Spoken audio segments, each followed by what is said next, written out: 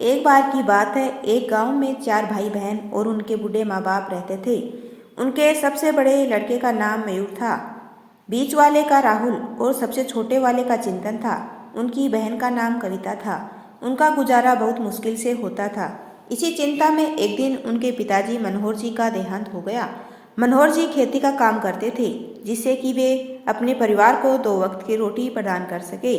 लेकिन उनकी मृत्यु के बाद कोई भी ऐसा व्यक्ति नहीं था जो उनके घर का खर्चा उठा सके। लेकिन राहुल को पढ़ाई में रुचि थी।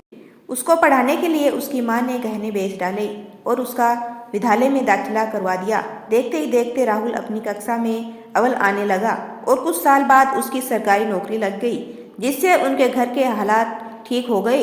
कविता की उम्र निकली जा रही थी तो उन्होंने उसके लिए वर देखना शुरू कर दिया। वह थोड़ी सांवले रंग की थी तो थोड़ी मुश्किलें आ रही थी। आखिर में वर मिल गया और उनका विवाह हो गया। कविता का पति दारू पीता था, नशा करता था और बात बात पर कविता पे हाथ उठाता था। बहुत परेशान होकर कविता अपने मायके लौट गई और वह सदमे में चली गई। उसके परिवार ने उसे बहुत समझाया। राहुल को यह बात बर्दाश्त नहीं हुई और वह उस लड़के से भिड़ने चला गया और उसे घरेलू हिंसा के जुर्म में गिरफ्तार करवा दिया।